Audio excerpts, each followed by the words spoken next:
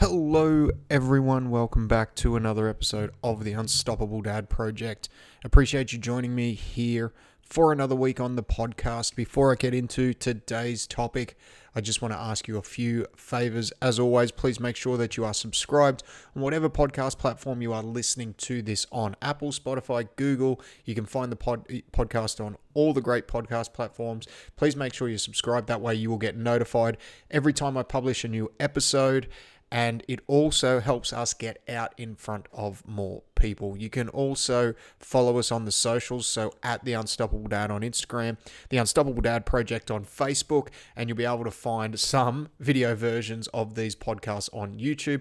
Hopefully more over the coming weeks as I start to get some more edited and uploaded and going on from there. On the Facebook page, we also have a free Facebook group, The Unstoppable Dads. You can jump on there and you'll be able to get notified in that group as well when I drop new episodes and whenever anything around free content, training, health, lifestyle drops in there. So this week, I want to talk about getting injured while training, because it is something that I'm part of a few different training groups. It's health and fitness groups for dads. It's also something that I get asked all the time.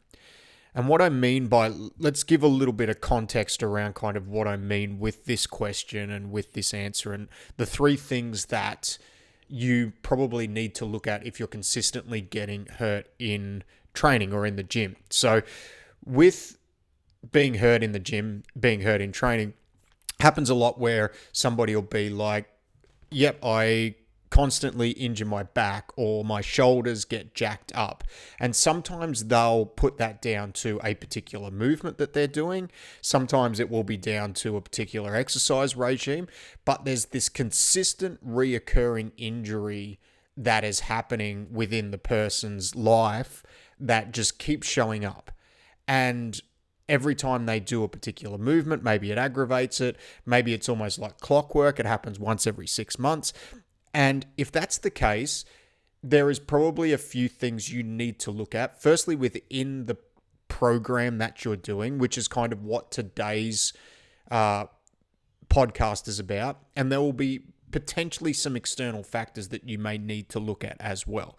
Now, when it comes to injury, it's important to understand the difference between a contact and non-contact injury, or things that could be prevented and things that probably can't be prevented. So if you play a contact sport, or you're playing any sport in general, and let's say, for example, you've gone to step and you've planted your foot, and then all of a sudden someone comes in to tackle you, or they apply pressure on your knee or your hip in a wrong angle, your knee pops out, or you sprain an MCL, ACL, PCL, or one of the CLs that is in your knee, but you get an injury from that actual contact incident. That's a contact injury. And for the most part, while we can, through training and through proper strength conditioning, we can lessen the likelihood of that happening, it's not preventable, because there has been an external force applied to the joint or to the injured area in a way where it's just not meant to bend. So if you could imagine, for those of you that are listening, that somebody was to come in from the side and basically put pressure on your knee to move it to the side, rather than the flexion and extension that the joint is meant to do, if you push that too far one way, it's going to injure something. The degree and the speed and the force at which that happens is going to dictate how bad the injury could be, but that's a contact injury, right? So it's important to understand with that, if contact injuries keep reoccurring, there may be an underlying issue that you can address with training. However, depending on the context at which that happens, there may be no avoiding that. At the end of the day, when it comes to injury, if you're having an active life, is probably going to be something you are going to have to deal with, whether you have the most amazing program or not. Okay, if you don't want to get injured, you just got to stay in bed all day. But at some point, that's going to have a a finite time, a very short finite timeline on it. But if you're an active person, there is going to be some risk of injury at some point. But what today is really about is because I've had a few questions come through where I keep hurting my back while I'm training. I keep hurting my shoulder while I'm training. And it's not stuff that is generally debilitating to the person. It's just this constant reoccurring, nagging injury level of pain that happens whenever they're training. So within that particular context, there are generally 3 areas that need to be addressed within your program if that keeps happening. And they are, number 1, movement selection. So what movements are you doing? Because I think that is important and it is very much overlooked. Number 2 is intensity. And number 3 is your technique or your form.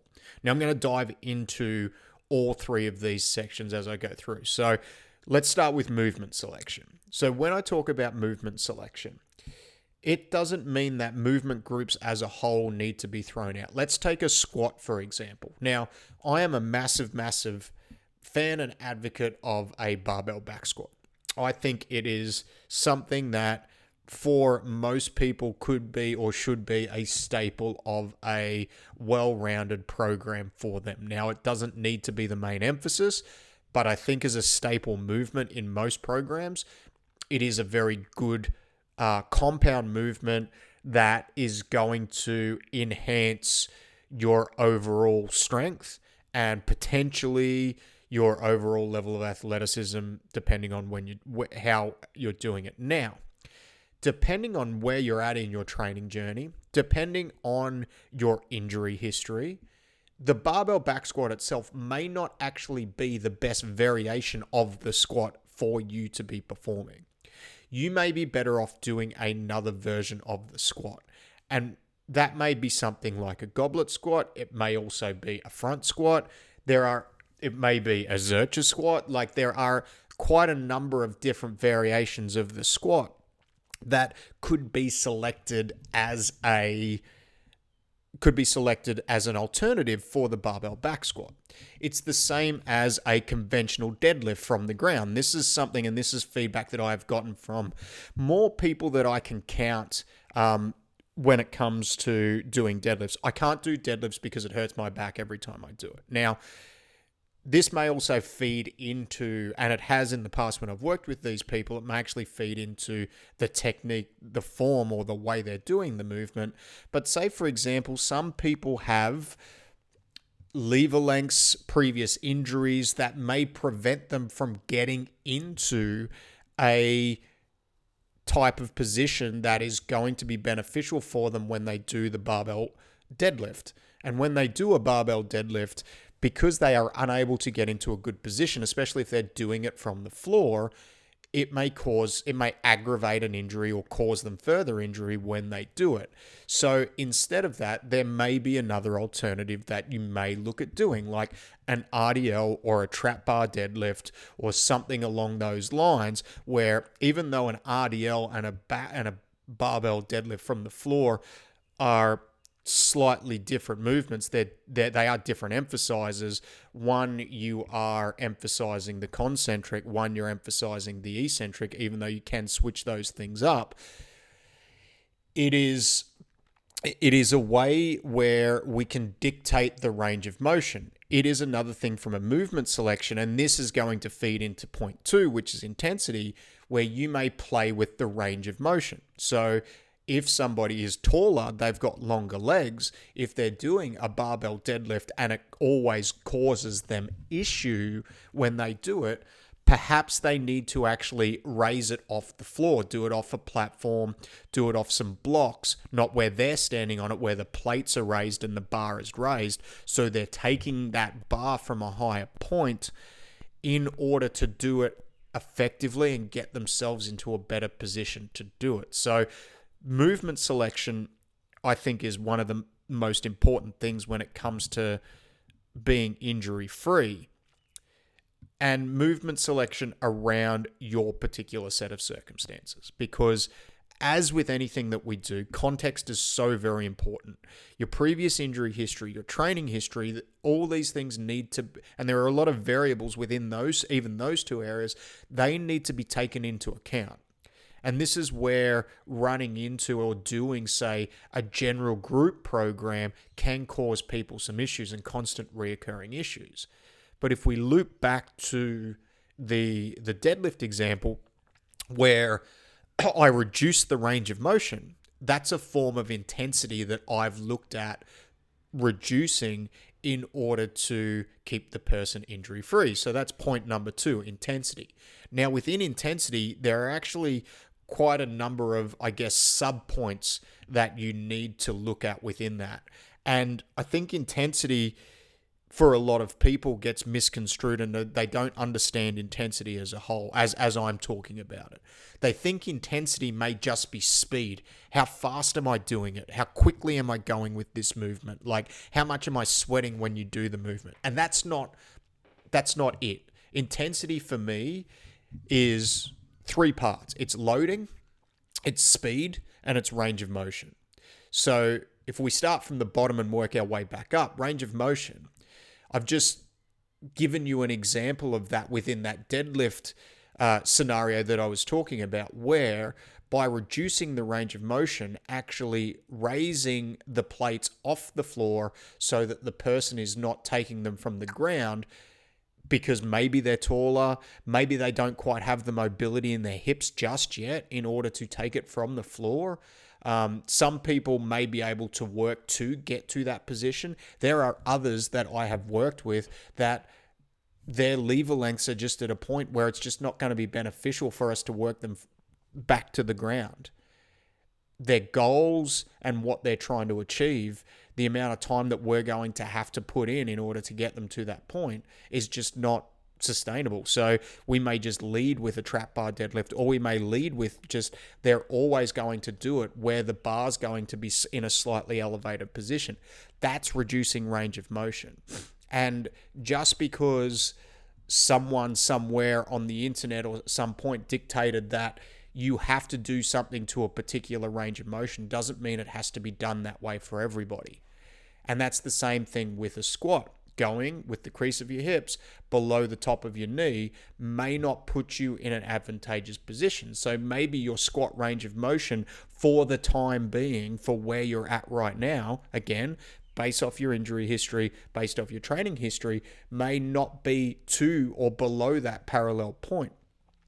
It may only be what may be dictated as a quarter squat, but that's where you're able to move through a good position, maintain good posture and positioning in order to perform the movement safely and not have that risk of reoccurring injury in the gym when you're doing the movement. So range of motion is something that is sometimes overlooked or sometimes forced upon people due to an arbitrary line or an arbitrary range of motion that we have deemed needs to be achieved. Now, in saying that, your goals do need to matter. If you're training for, say, a powerlifting meet, then you need to do the work required in order to get to that range of motion.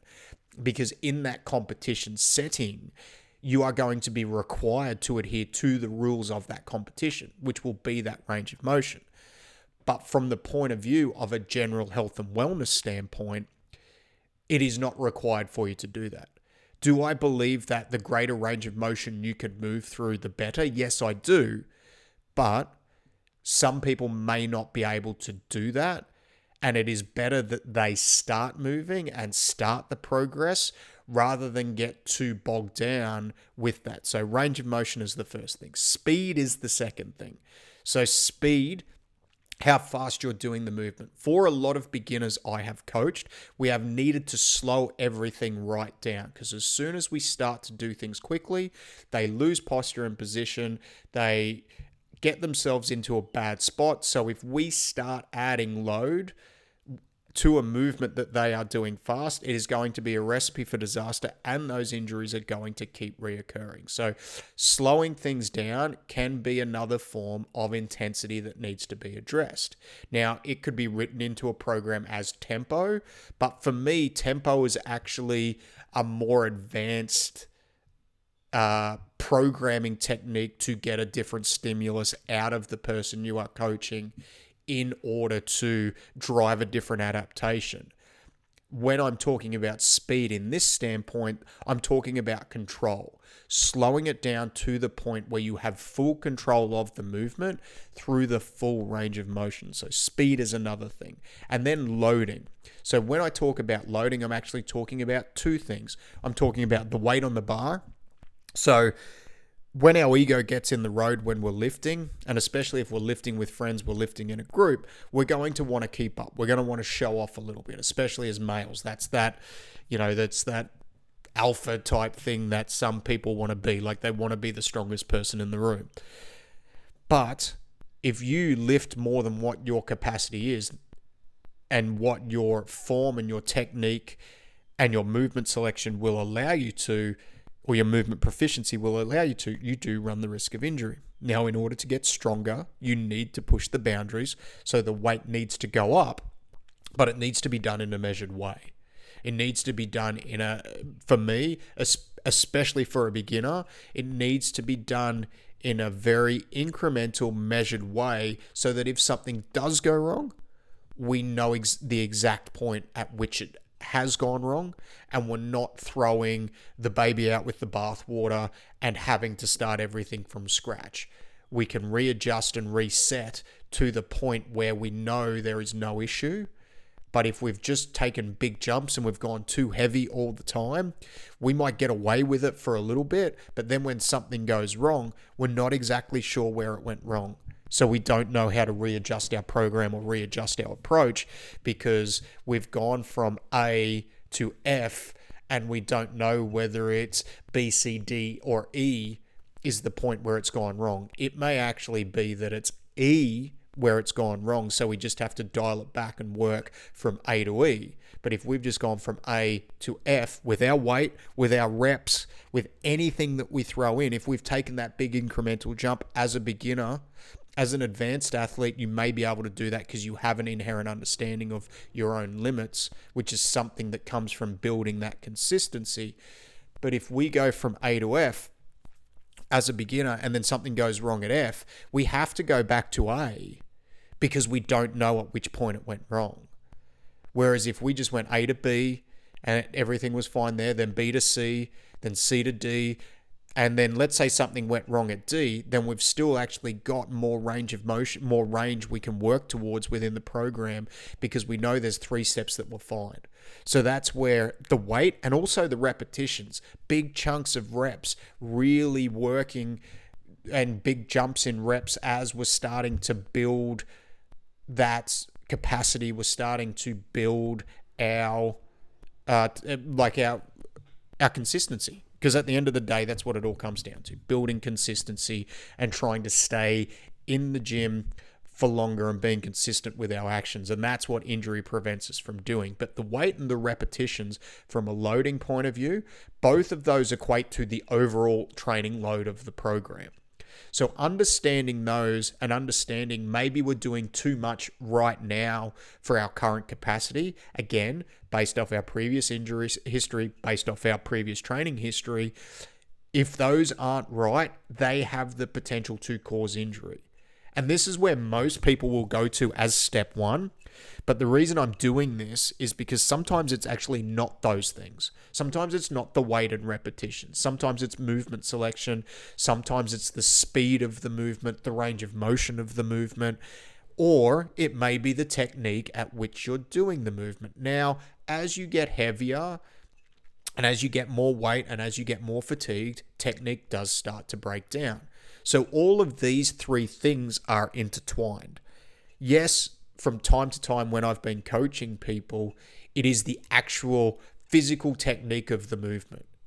In fact, sometimes if they have a movement where they've got, I can't do that movement, and we spend a little bit of time just tweaking the technique and tweaking their position, sometimes they can do the movement.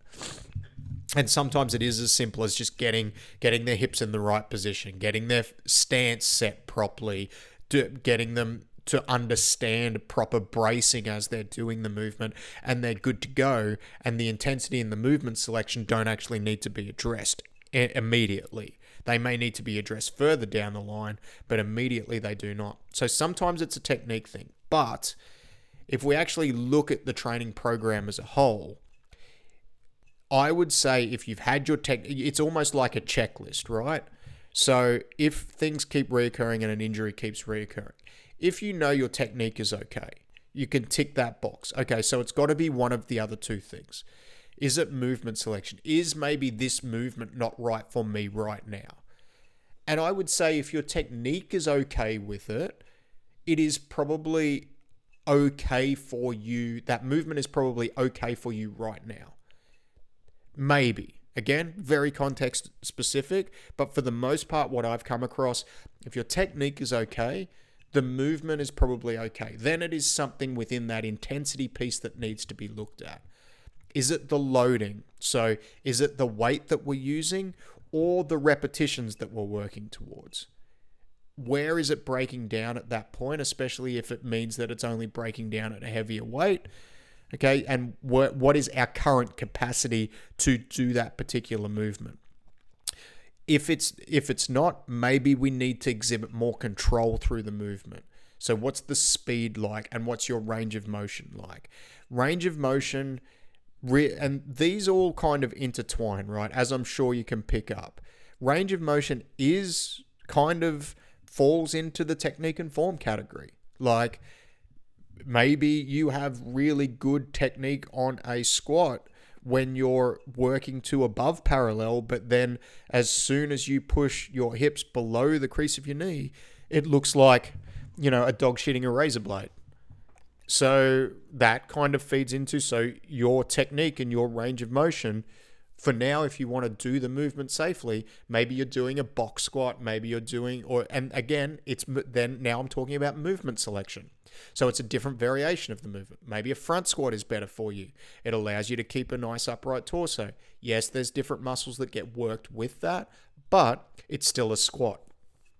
So hopefully that gives you some idea from a very broad overview. I went pretty deep on that, and to be honest, I could go a lot deeper on those three sections and addressing things within your program and within the way you do your program if you are consistently finding you're getting injured with it. Just know, and if I'm going to finish it off with one thing, if you are consistently getting the same injury over and over again, and it is not a contact injury, it is not from something that you are doing that is contact outside of, you're doing jiu-jitsu, still playing contact football or whatever the case might be. If you are consistently getting injured in the gym, in a controlled environment, then something needs to be addressed. I can't stress that enough. And what I would be doing is I would be seeking help if you're at that point from somebody who knows what they're doing, who knows what they're looking at from a higher level, whether it be a physio, exercise physiologist, or whatever the case might be, to work out what the underlying issue is within your program, and then also within potentially your biomechanics, muscular imbalances, things like that, to stop yourself getting hurt. Because there is nothing worse than getting injured and having the same injury reoccur over and over and over again. It stops you from building the number one thing that you need to be focusing on when you are looking to get your strength back, when you are looking to become the fittest version and best and the healthiest version of yourself. And that is building your consistency. So injury, for the most part, will be unavoidable. It will happen at some point. But if it keeps happening from doing the same thing over and over and over again, well, isn't that the definition of insanity? So I'll leave it there. Recap: 3 things that you may need to look at if you are constantly having recurring injuries happen from training. Movement selection, intensity. Intensity can be loading, it can be repetitions, it can be weight, it can be speed, and it can be range of motion. And the go-to can also be your technique or your form. If you need help with that, I have a link in the show notes where you can book in a time to have a chat with me. We can talk all things training, your program. If that's something you're struggling with, I am here to help. I'll even get you to send me through some videos of any movements that are causing you issues so I can have a look from there. But if you need help, if you want a program, I'm your guy. I've been doing it now for the last 15 years and I love doing it. And I would love to help you, so you can book in a time, book in a call using the link in the show notes, or reach out and send us a message on the socials. So a little bit longer episode today. Thanks for sticking with me. Like, share, subscribe. Have a great week, and I will talk to you next week. Goodbye.